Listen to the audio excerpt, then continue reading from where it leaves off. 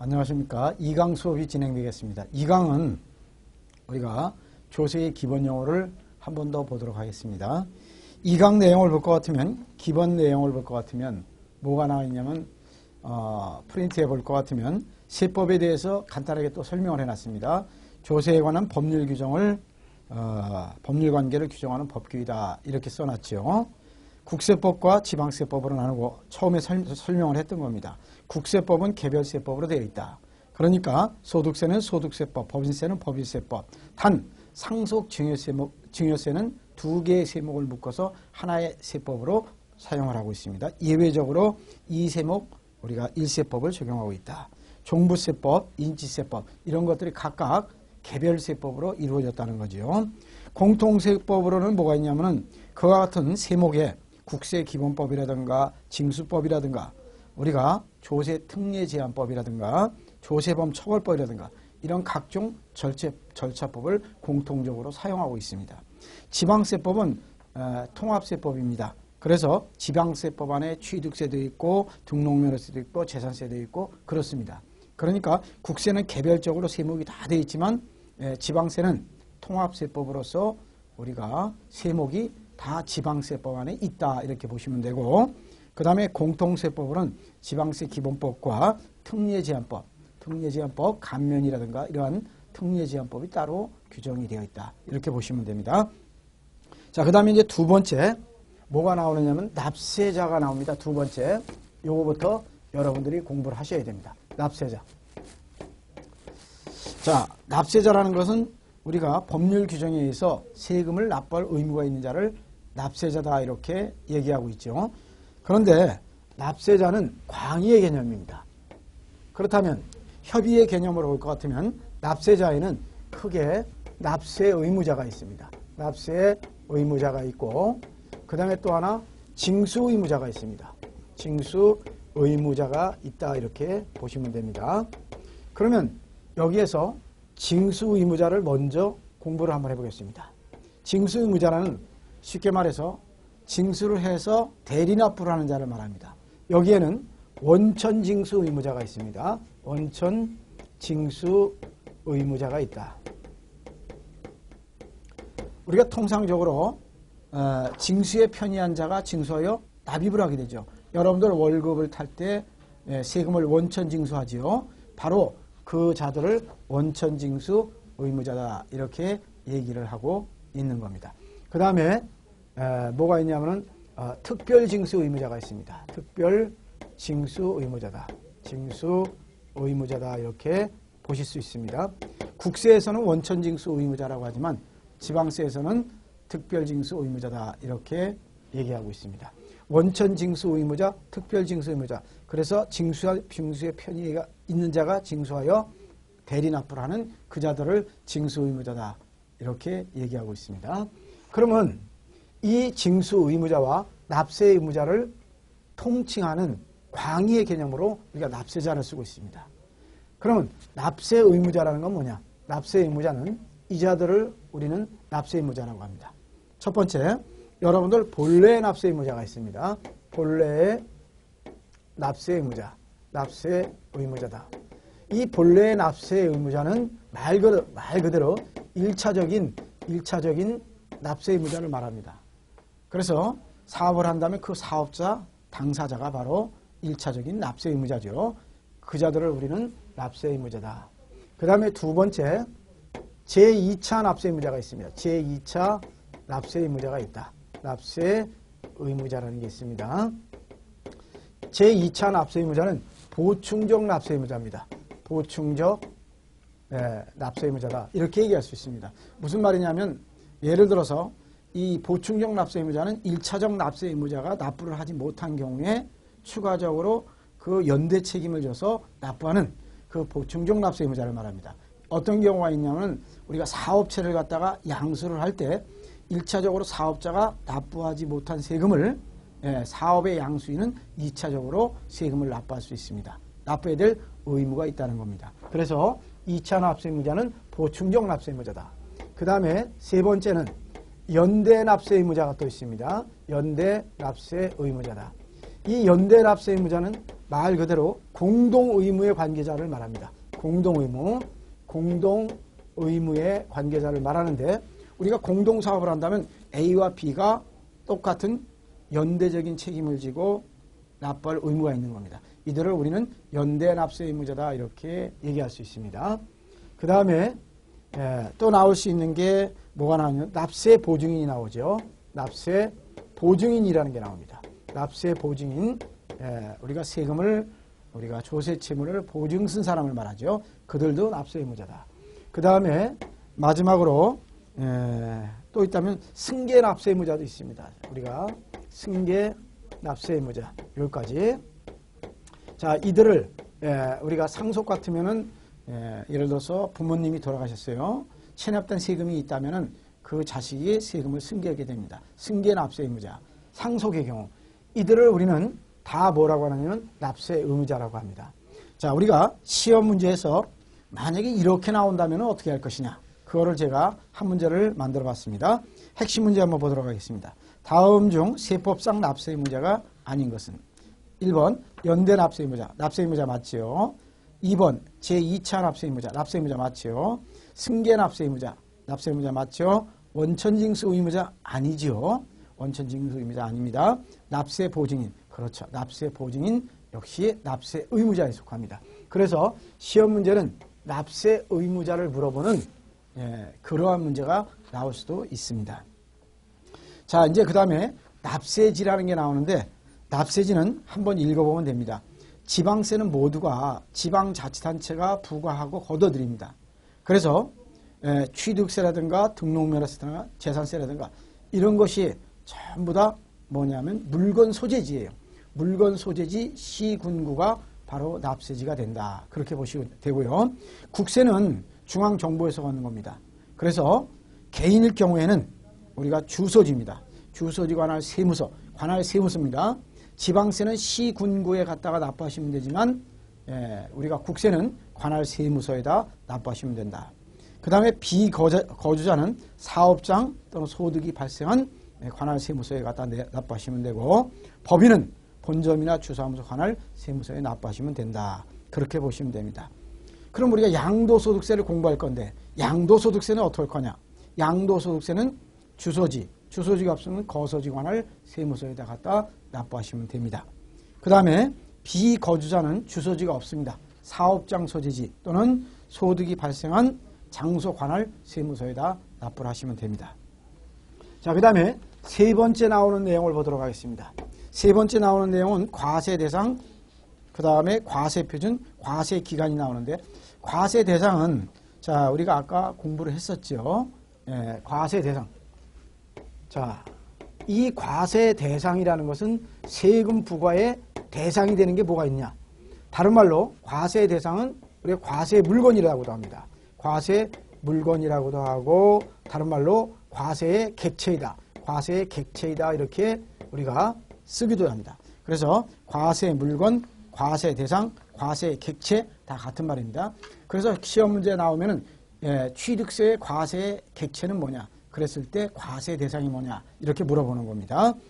그렇게 된다면은 소득세는 소득을, 그 다음에 재산세는 재산을, 그 다음에 취득세는 우리가 취득 행위를 전부 다 과세를 하고 있다. 그렇게 보시면 됩니다. 그 다음에 나오는 게 과세 표준이 나옵니다. 그러면 이 과세 대상이 결정되고 나면 과세 표준이라는 것은 아까 설명을 했지만 우리가 측정의 단위입니다. 과세 물건을 세금을 계산하기 위하여 수치를 부여할 것이냐, 어떻게 수치를 부여할 것이냐 얘기를 했죠.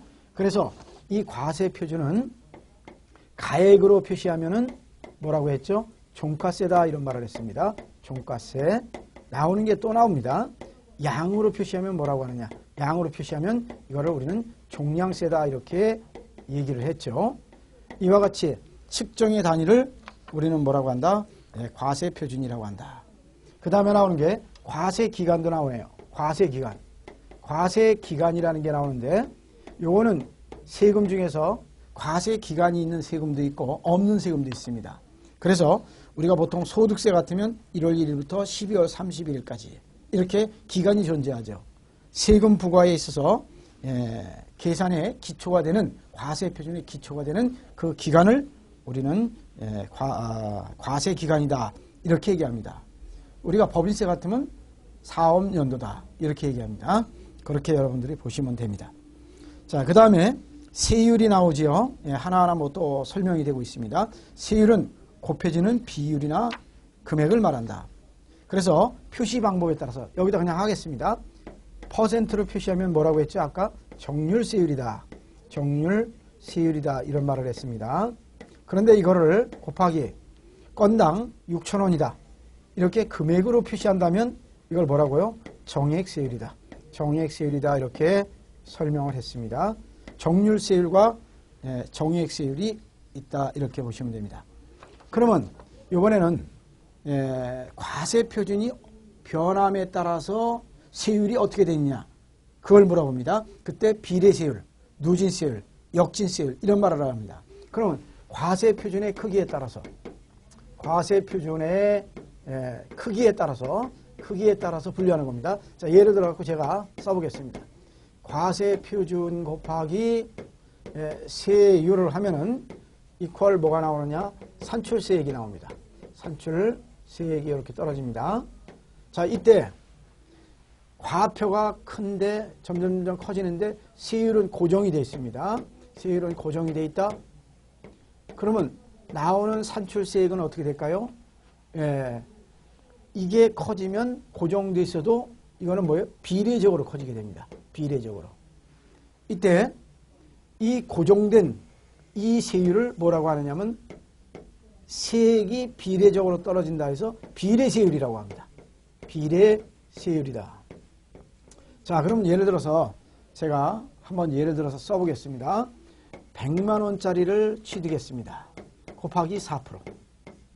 그럼 얼마가 나오죠? 4% 하니까 1억, 그러면 100만 원에 4% 하면 4만 원 떨어지나요? 이렇게 4만 원. 그 다음에 자, 200만 원입니다. 200만 원짜리다. 그러면 어떻게 되죠? 곱하기 4%. 그럼 얼마 나오죠? 2, 4는 8만 원이 나옵니다. 세율은 고정이 되어 있는데 세액은 비례적으로 나옵니다. 그래서 이 고정된 세율을 우리는 비례세율이다. 이렇게 얘기합니다. 그러면 우리가 취득세 세율이 4%다. 그러면 그게 비례세율입니다. 그러면 여기에서 비례세율 중에는 두 가지가 있습니다. 단순 비례세율이 있습니다. 그 다음에 차등 비례세율도 있습니다. 단순 비례세율이라는 것은 그냥 우리가 예를 들어서 부가가치세는 얼마냐 그러니까 10%예요. 이렇게 하나만 존재하면은 단순 비례세율이다. 이렇게 얘기하죠. 차등 비례세율이라는 것은 우리가 취득세 세율이 4%다. 그런데 우리가 사치성 재산이면은 거기에 대해서 우리가 5배를 준거하겠다 해서 뭐 우리가 뭐 12%다. 또는 뭐 이건 계산을 제가 임의대로 한 겁니다. 또 우리가 세율을 차등적으로 적용해서 달리 똑같은 과세 물건이지만 세율을 갖다가 차등적으로 더 높게 때리고 낮게 때리고 이런 세율이 존재한다면 비례세율은 비례세율인데 차등 비례세율이다. 이렇게 얘기를 합니다. 그 다음에 나오는 게 누진세율이 나옵니다. 누진세율은 과표가 큰데 곱하기 나오는 세율은 어떻게 되느냐. 세율도 같이 커집니다. 그러면 과표는 점점 커지면 세율도 커진다. 여러분들 초과 누진세율이라는 게 있습니다. 구간마다 세율을 달리해서 소득세가 6에서 38%로 이렇게 때립니다. 그러면 세액도 이렇게 커지게 됩니다. 이거를 우리가 누진세율, 우리가 초과 누진세율이라고 합니다. 초과 누진세율이다. 이렇게 얘기를 해주고 있습니다. 그러면 이제 여러분들은 만약에 세율이 나왔을 때 그냥 단순하게 우리가 4%, 8%, 뭐 12% 이렇게 나온 것들은 그냥 비례세율 중에서 같은 물건을 가지고 차등을 두어서 때리면 차등 비례세율, 하나만 존재하면은 단순 비례세율이다. 이렇게 얘기합니다. 그리고 과표가 커지면 세율도 점점 구간마다 크게 적용을 해서 때리는 그러한 세율을 초과 누진세율이다. 이렇게 얘기를 합니다. 역진세율은 과표가 크는데 세율은 감소하는 세율. 자, 그런 세율은 우리나라에 없습니다. 그래서 비례세율과 우리나라의 세율은 누진세율만 적용하고 있다. 그렇게 보시면 됩니다. 그래서 저희가 계산 문제를 그 밑에 뒀습니다. 그래서 1억짜리를 4%에 취득을 했다. 그러면 400만 원 비례세율. 그 다음에 2억을 취득하면 800만 원, 3억을 취득하면 우리가 1200만 원. 그와 같이 해서 비례적으로 나타나고 있다. 그렇게 보시면 됩니다. 그 다음에 2번은 초과 누진세율을 거기다 소득세의 구간으로 해서 만들었습니다. 6에서 38%인데 여러분들이 그냥 참조만 하시기 바랍니다. 자, 제일 먼저 1200만 원 구간 이하는 6%를 때립니다. 1200만 원 초과 4600만 원 이하는 15%를 때립니다. 4600만 원 초과 8800 이하는 우리가 24%를 때립니다. 8800만 원 초과 1억 5천 이하는 35%를 때립니다. 1억 5천 초과 금액은 38%를 때리고 있습니다. 그러니까 구간별로 해서 세율이 어떻게 되죠? 점점 높아지고 있죠.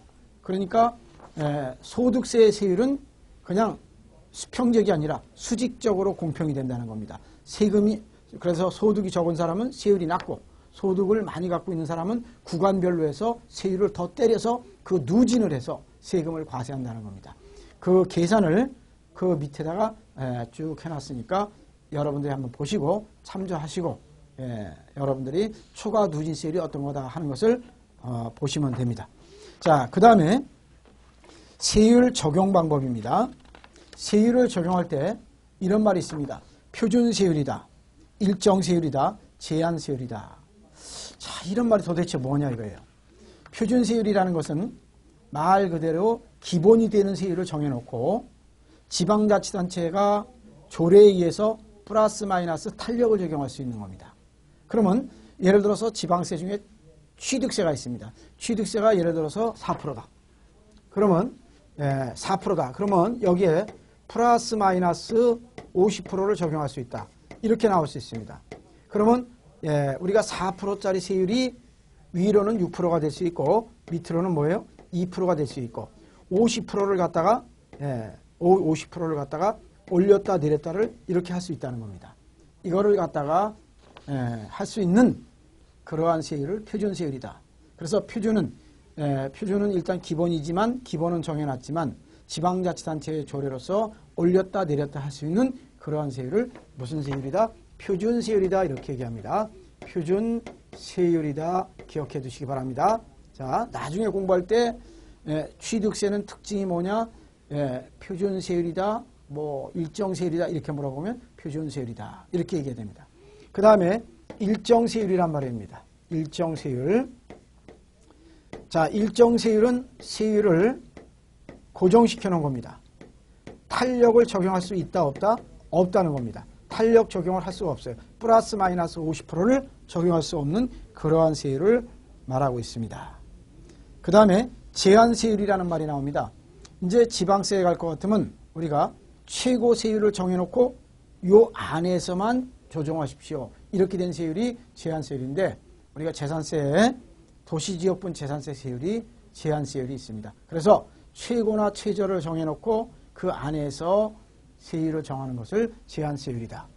우리는 꼭 알아듣고 표준세율은 탄력을 붙일 수 있고 일정세율은 고정이 되어 있어서 움직일 수가 없다. 그렇게 보시면 됩니다. 그 다음에 이제 나오는 게 조세의 징수 방법이 나오고 있습니다. 자, 조세의 징수 방법에는 어떤 것이 있느냐. 내용을 보니까 첫 번째 보통징수, 그 다음에 두 번째, 그 다음에 신고납부, 그 다음에 세 번째 특별징수 이렇게 나와 있습니다. 자, 네 번째 조세의 징수. 어떻게 걷어들일 거냐 이거예요. 제일 먼저 보통징수란 말이 나오는데 보통징수는 국세에서는 고지징수, 지방세에서는 보통징수라고 합니다. 세무공무원이 과표와 세액을 계산하여 납세 의무자에게 고지서를 발부하여 징수하는 그러한 세금이다. 그러니까 고지서가 날아가서 걷어들이면 보통징수입니다. 신고납부는 우리가 과세권자가 고지서를 발부하는 게 아니라 납세 의무자가 스스로 가서 내 세금이 얼마입니다 하고 신고하고 세금을 납부하는 그런 세금을 신고납부하는 세금이다. 이렇게 얘기합니다. 신고납부. 국세에서는 신고납세 이런 말도 씁니다. 그 다음에 특별징수 아까 설명을 했죠. 지방세에서는 특별징수. 그 다음에 국세에서는 원천징수란 말을 씁니다. 징수에 편의한 자가 징수하여 납입케 하는 방법이다. 이렇게 징수하는 방법은 세 가지가 있습니다. 그래서 요약을 하면은 밑에 보면은 신고납부가 원칙인조세, 그 다음에 보통징수가 원칙인조세 이렇게 나와 있으니까 여러분들이 한번 읽어보시기 바랍니다. 자, 그 다음에 다섯 번째 나오는 게 뭐가 나왔냐면은 가산세와 가산금. 자, 가산세, 그 다음에 가산금이 나옵니다. 아주 중요한 내용이 나옵니다. 요거는 가산세와 가산금은 국세와 지방세가 똑같이 사용하고 있으니까 내용을 잘 보시고 시험 문제에 자주 출제가 됩니다. 기억을 잘 해주시기 바랍니다. 자, 우리가 세금 중에는 어떤 세금이 있느냐 그러면 신고납부하는 세금이 있습니다. 신고납부. 그러면 여러분들 이 앞에서 공부한 내용 중에서 신고납부하십시오 이렇게 들어갑니다. 그러면 신고납부를 해야 되는데 안 하면 어떻게 될 거냐? 그럼 의무를 위반을 한 겁니다. 그리고 의무를 갖다가 해야 되는데 만약에 안 한다면 여기서 이제 기한이 주어집니다. 이 기한을 법률로 정해졌으면 법정납부 기한이다 이렇게 얘기를 하죠. 요때까지 내야 됩니다.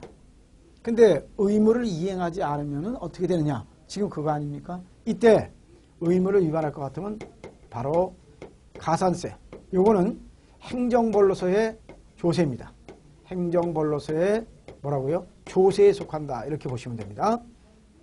그러면 가산세에는 크게 두 가지가 있습니다. 하나는 신고 불성실 가산세가 있고 또 하나는 납부 불성실 가산세가 있다 이렇게 보시면 됩니다. 그러면 신고 불성실 가산세는 국세, 지방세, 공이 어떻게 되어 있느냐? 세 가지로 여러분들이 공부를 해두시면 됩니다. 세 가지로 공부를 해두면 된다. 그러면 거기에 볼 것 같으면 가산세 내용이 의무의 성실한 이행을 확보하기 위해서 세법에서 산출한 세액에 가산하여 징수하는 금액을 말한다. 이때 가산금은 포함되지 않는다. 가산금은 안 들어갑니다. 가산세의 개념은 분명히 신고납부를 하지 않았을 때 붙는 거예요. 그러면 우리가 그 옆 페이지에 옆장에 넘어가서 볼 것 같으면 뭐가 나오느냐? 거기에 보면 국세, 지방세의 가산세 규정을 보시기 바랍니다. 무신고 가산세가 나와 있는데 일반적인 경우에 20%, 그 다음에 과소신고는 10%, 부정한 방법이면 40%를 때린다. 이렇게 해서 내용을 써놨습니다. 그러면 제가 요거를 순서를 조금 바꿔가지고 과소신고를 먼저 쓰겠습니다. 과소신고를 할 것 같으면 세액의 10%를 때립니다. 과소된 부분. 그 다음에 무신고를 하면은 무신고를 하면 어떻게 되느냐? 세액의 20% 조금 더 때립니다. 그런데 1번과 2번의 과소신고가 됐건 무신고가 됐건 부정한 방법이다. 부정한 방법이다 그러면 요거는 40%를 때립니다. 자, 요렇게 기억을 해 주시기 바랍니다. 신고 불성실 가산세는 과소신고는 몇 프로? 10%. 무신고는 몇 프로? 20%. 그러나 그 방법이 부정하다 그러면 전부 다 40%로 똑같이 너와 똑같이 때리겠다. 이렇게 들어가는 겁니다. 납부 불성실 가산세로 들어가겠습니다. 돈을 안 냈죠. 안 냈으면 미납세액이 나옵니다. 미납세액에다가 하루에 10,000원에 대해서 우리가 10,000원에 대해서 4% 들어갑니다. 10,000분의 4. 그러면 이렇게 해서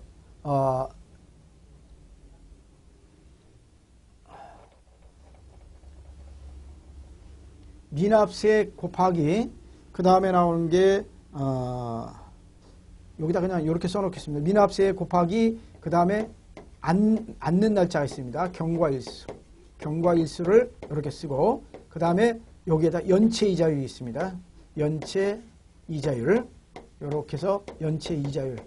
이렇게 해가지고 여러분들이 기억을 해두시면 됩니다. 이렇게 해서 우리가 뽑아내고 있다. 이렇게 보시면 됩니다.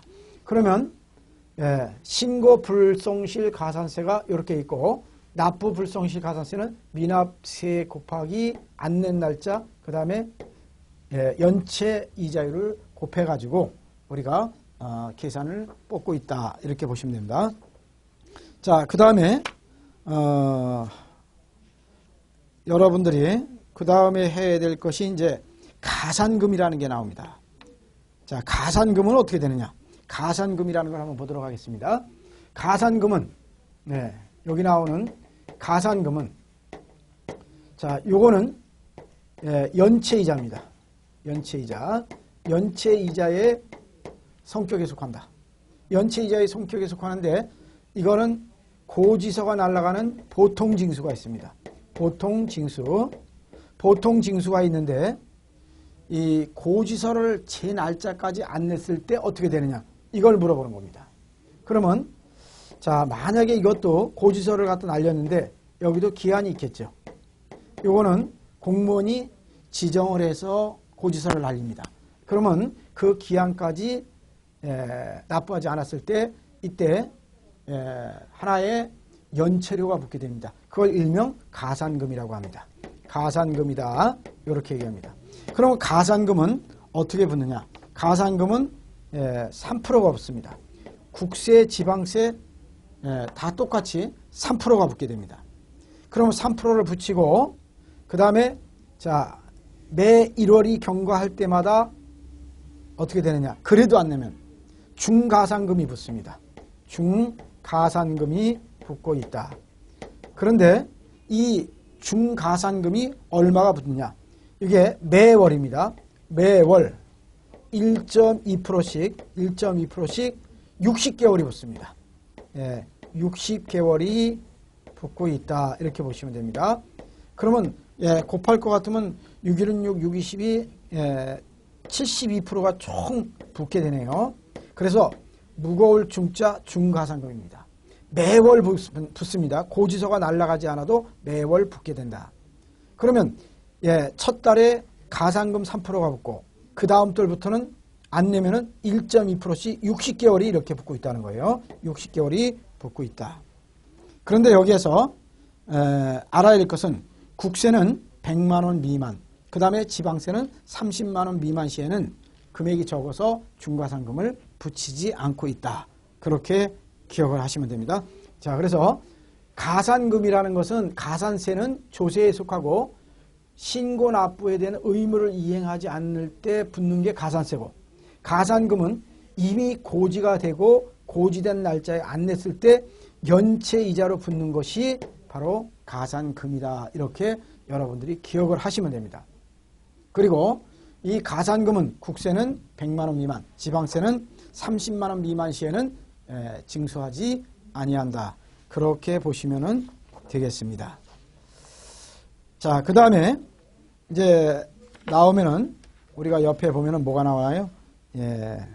과세 최저한이다 해서 면세점, 그 다음에 소액 부징수 이렇게 나오는데, 자, 내용을 한번 보기만 하겠습니다. 면세점은 뭐냐?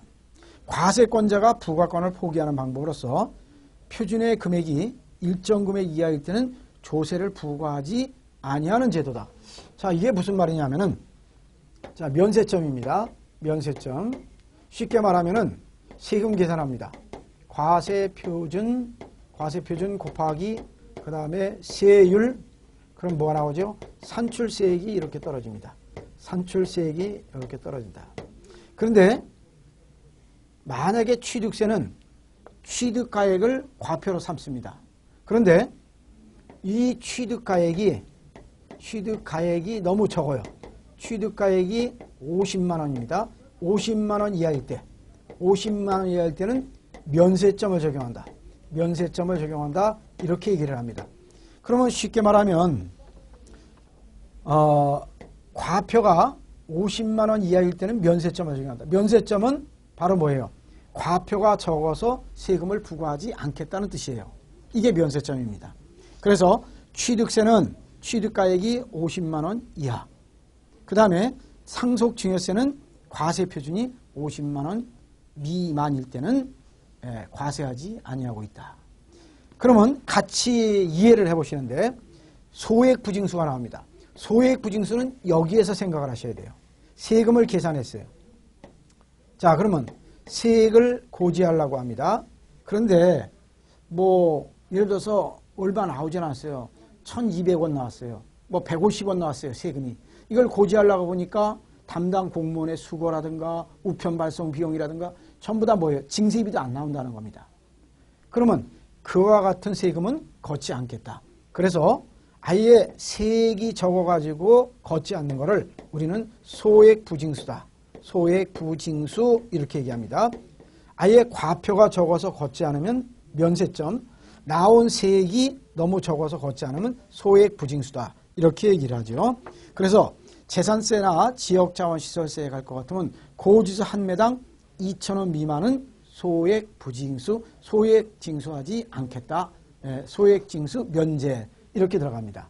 그래서 면세점은 과표가 적어서 걷지 않는 것을 면세점.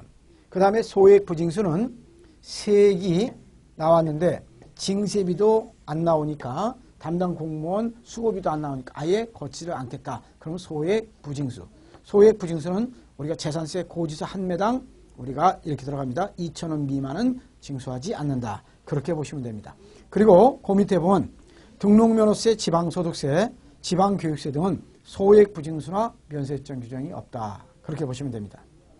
그 다음에 이제 비과세 정도 한번 보실 만하네요. 비과세. 비과세는 아예 뭐냐면 여기에서도 안 들어갑니다. 아예 과세 대상에서 제외가 되는 겁니다. 신청 없이 당연히 뭐냐면 과세가 금지되는 그러한 세금이 부과되지 않는 과세 제외 대상이 되는 것을 비과세다 이렇게 얘기합니다. 그런데 감면이라는 건 뭐냐면 감면은 일단은 뭐냐면 세금을 과세하죠. 세금을 과세해놓고 우리가 특정 산업을 육성한다든지 경제적인 목적에서 세액의 일부를 또는 전부를 감액해 주는 겁니다.